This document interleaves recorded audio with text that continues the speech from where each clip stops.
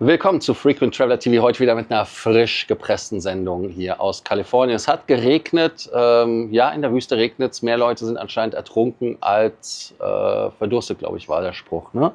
Also wer weiß, wie das hier regnet, der weiß, warum dem so ist.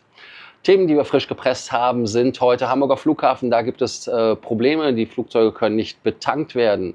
Dann gibt es eine Ultralangstrecke von China Eastern. Also es klingt ultra lang, Shanghai, Buenos Aires, aber ich erkläre euch, warum das nicht ganz so lang ist, wie es klingt. KLM, Buy on Board, Pilot und Pre-Order bis zum 23.11. als Test. Meine Meinung zu Buy on Board, Bob, eine Seuche. SAS Loungezugang zu 35, ich weiß gar nicht, wie 35 neuen Lounges, und das ist ja auch schon massiv und toll. Und als letztes Thema haben wir IHG Rewards. Die verlängern ihre Confirmable Suite Upgrades 2025. Da gab es anscheinend Leute, die nicht ihr Ziel erreichen konnten und die, so ist es richtiger, besser wird, ne? Ihre ganzen Voucher loswerden konnten. Ihr denkt dran, wie immer, den Kanal zu abonnieren, die Glocke anzumachen, einen Like dazulassen und dann können wir uns auf School auch gerne unterhalten. Ich muss mal in die School-Community gehen. Ja, ich weiß, aber ich bin im Urlaubsmodus. Tut mir leid. Nächste Woche Seminar. Ja, das Lagebild am am Hamburger Flughafen mit dem Kerosin und die operativen Folgen. Zurzeit läuft der Flugbetrieb stabil. Wir gehen doch davon aus, dass in den nächsten Tagen zu Flugplanänderungen und Verspätungen am Hamburg Airport kommen kann. Das ist ein Zitat von der Pressestelle. Unerwartete Kerosin-Lieferengpässe führt zu Verspätungen, weil man irgendwie aber auch nicht weiß, was da so, also zumindest ist es kein Attentat gewesen, kein Anschlag gewesen. Es gibt jedoch keine Hinweise darauf, dass Sabotage oder terroristische Aktivitäten im Spiel sein können. Der Betankungsengpass kommt von der Raffinerie Heide, weil die Raffinerie Heide aufgrund unvorhergesehener Umstände derzeit keinen Flugturbinenkraftstoff verfügbar hat. Erst wieder Mengen ab dem Nachmittag.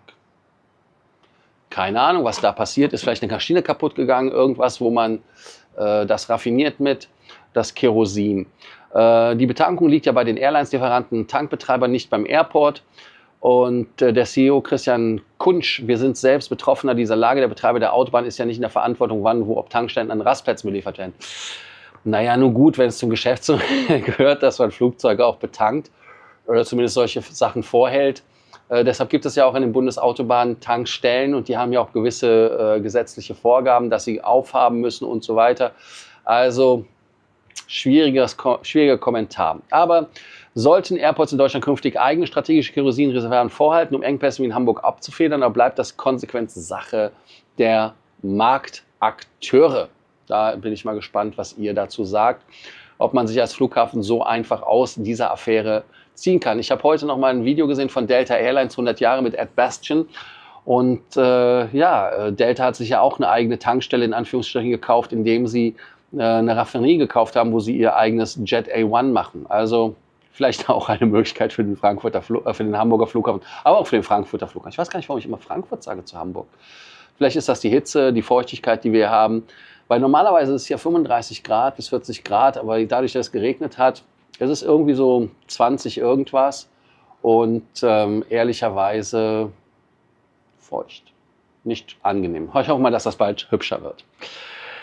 Ja, das zweite Thema, die Ultralangstrecke von China Eastern Shanghai nach Buenos Aires, klingt wie eine Ultralangstrecke, hat aber einen technischen Stopp und damit ist es dann halt eher nicht so. Aber es ist ein interessanter Flug, weil die Direktlinie zwischen Shanghai, Pudong und Buenos Aires ab dem 4. Dezember zweimal wöchentlich fliegt. Die fliegen mit einer 777-300 Extended Range. Die 777-300ER wird in Neuseeland aufgetankt und erhält eine neue Crew. Das heißt also, die fliegen über Auckland in dem Fall. Und die Flugdauer sind 25,5 Stunden hin, 29 Stunden zurück, inklusive dem technischen Stopp in Auckland. Also ein interessanter Flug. Geografisch ist natürlich das Ganze relativ krass, weil viel mehr Abstand geht nicht. Antipodencharakter, Routing eng an der Antarktis, Zeitersparnis bis zu 4 Stunden auf 20.000 Kilometern. Das heißt also, wenn man diese Strecke fliegt, kann man da richtig was rausholen. wichtigstes Element beim Aufbau einer neuen Seidenstraße zwischen Asien und Südamerika. Das sagt die Airline. Das heißt, man möchte die Seidenstraße nach Südamerika erweitern. Und ja, was ist das? BRICS. Ne? Ja, wir lernen, dass da natürlich mehr politische Aktivitäten sind. 65.000 Sitze pro Jahr geplant. Und das ist mehr als das Gesamtreiseaufkommen 2024 zwischen China und Argentinien. Wettbewerb ist gegen die Lufthansa in Frankfurt, weil man viele Kunden hatte, die in Frankfurt umgestiegen sind. Aber auch Air China betreibt ja Peking-Gru mit Stopp in Madrid mit einer 787-9. Und extrem lange Blockzeiten, Crew- und Treibstoffoptimierung wie in Auckland ist halt klar. Man muss auch ehrlicherweise sagen, so ein 300er AR kann da wahrscheinlich das auch nicht fliegen. Würdet ihr so ein 25 oder auf dem Rückweg 29 Stunden Ding machen? Wichtig ist natürlich auch, ihr dürft damit dann halt oder braucht dann halt nicht in Europa umsteigen, habt 4 Stunden gespart. Aber ich denke, das ist eine krasse Nummer in der 777, oder? Ist auch schon ein 380er hart. Ich bin mal gespannt auf eure Meinung, was ihr dazu denkt. KLM Buy on Board, die haben einen Test vom 16.09. bis zum 23.11. Und zwar Air France KLM testen Buy on Board Bob auf ausgewählten Europastrecken. KLM bietet zusätzlich Pre-Order für 3 Meals auf einzelnen Routen an. Und hier müssen wir das Zitat euch geben. Das könnt ihr dann auch mal langsam auf der Zunge zergehen lassen. KLM Passengers can now pre-order one of the 3 available meals. Und zwar auf den Strecken von Madrid, dann nach Helsinki geht es auch und Valencia, Ljubljana, Malaga. Und da ist Pre-Order, wo es nur Bob gibt, dann auf den Strecken, die getestet werden. Das ist Edinburgh, Genf und Belfast. Und was ist der normale Service? Ich gebe es euch auch. Das ist natürlich das normale KLM, der normale KLM-Service. Und der KLM-Service ist ein Drink und ein Small Snack. Also da könnt ihr dann euch genießen. Zielsetzung ist es halt, dass man den NPS, also Net Promoter Score, dort sich anguckt, ob die Kunden zufriedener werden. Und man muss natürlich sagen, ja, hey, ich finde das geil, dass ich in der Economy kein Essen mehr bekomme, dass wir das jetzt bezahlen dürfen. Ja, finde ich schwierig. Und ich hoffe, dass diese Sache natürlich nicht erfolgreich ist, weil Bob ist eine Katastrophe. Ich denke mal, die Fluggesellschaften sollten wieder ein Minimum zu Service gehen. Und ich muss auch euch wieder, ich kann euch auch wirklich nur dieses 100-Jahre-Video von Delta empfehlen mit Ed Bastian. Der hat da sehr viele Sachen gesagt, die wahr sind. Race to the bottom und dass man halt seine Kunden auch was geben muss, indem man die Flugbegleiter ordentlich bezahlt und dass das die Delta vor einer Katastrophe bewahrt hat, nämlich dem Untergang. Wie Ed Bastian gesagt hat, ich glaube 75 Jahre gab es Delta zu dem Zeitpunkt, dann war da das Angebot nach einem Chapter 11, dass man an US Airways verkauft und wie wir alle wissen, US Airways ist ja dann American und so weiter gegangen und dann ist ja mein Doug Parker, der ja von US Airways dann rübergegangen ist, CEO bei American Airlines lange war, dahin gegangen. Ist natürlich immer wieder so eine Geschichte, wenn Fluggesellschaften sich von ihrem Servicegedanken verabschieden und ihre Kunden sehen. Deshalb die Frage natürlich, ob ihr sagt, das Bob-Modell mit optionaler Pre-Order bei KLM akzeptabel ist, solange ein gratis Getränk und Snack besteht, oder erwartet ihr auf Legacy-Kurzstrecke weiterhin ein All-Inclusive richtiges Catering? Denn bei allen Fluggesellschaften, selbst bei der Lufthansa, ist ja Bob eigentlich gescheitert. Ne? Also das muss man in Ehrlichkeit aber sagen. Und man muss auch ehrlicherweise sagen, zu Recht. Ich bin mal gespannt, wie ihr das seht. 35 neue Lounges bei SAS, Wiedereinführung der Business Class auf Europa. Also wirklich ohne, dass man da halt quasi in so einer Dreiergeschichte sitzt, sondern wirklich mit einem freien Sitzplatz. Und man möchte so viele Golf fährt hier vorbei, also Golfspieler in einem Golfkart, so nicht in einem Golfauto. Ne? Und da hinten wird auch noch Hardcore gegolft, deshalb bin ich da so ein bisschen abgelenkt. Ja, auf jeden Fall ist es so, dass man so viele mögliche Plätze in den Lounges haben möchte, wie es geht.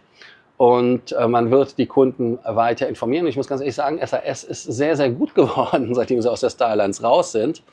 Das ist so, dass man hier zum Beispiel in den nordischen Ländern Dach in Bergen, in Stavanger, in Aalborg, in Billund, in Hamburg, aber auch in Hamburg ist es übrigens die Lufthansa Lounge, nur so als kleine Randbemerkung. In Hannover ist es die Karl Jato Lounge, in Stuttgart ist es die Aviator Gallery, in Zürich ist es Swiss Business und Senator A. Ja, also ihr seht, man kann, obwohl man dann nicht mehr bei der Star Alliance ist, diese Lounges dann benutzen. Dann gibt es noch welche in Südeuropa, dann auf Langstrecken natürlich auch noch neue Lounges, kann ich euch sagen, Iceland Air Saga oder in Tokio Haneda ist es die Anna Lounge, in Toronto die Maple Leaf Lounge, die auch relativ cool ist, Bangkok die Miracle Lounge. Heißt also, dass man dort an den Outstations die Lücke schließt, dass man in Lounges gehen kann. Und damit ist das Produkt natürlich für uns Passagiere wesentlich interessanter und besser, denn Lounge ist ja für viele von uns ein Bestandteil.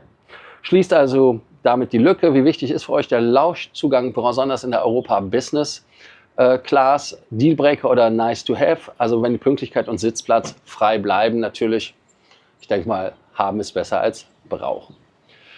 Die letzte Frage, die wir haben, das ist natürlich die Frage zu IHG, aber vorher erkläre ich euch, was bei IHG passiert. Da gibt es ja die sogenannten Confirmable Suite Upgrade Zertifikate. Da gab es ja diesen Refresh. Ehemals hießen die Leute ja dort bei den Spire und dann wurde man ein Diamond. Und mit dem Diamond gab es dann diese Upgrade Voucher. Und diese Milestone Rewards alle 10 Nächte, die es da gibt, zwischen 20 und 100 Nächten, gab es dann diese. Die Herausforderung war halt, dass die Ratenrestriktionen, zum Beispiel keine Prepaid-Raten gehen. Verfügbarkeitsprüfung mehrfach nachfassen via Call, Chat war nötig. Dann in der Praxis war es halt wirklich ein Thema, wenn man sich das anguckt, dass dort viele Hotels, die dann auch irgendwie so als Option gesehen haben und nicht verstanden haben, dass das irgendwie confirmed ist. Und also confirmable ist und man wurde die nicht los. Und jetzt ist es so, dass man dort sagt, dass man diese als eine Art Goodwill verlängert, damit die Leute die ausgeben können. Also wer die Zertifikate habt und die Rate qualifiziert und die Verfügbarkeit da ist, dann macht es, nutzt es.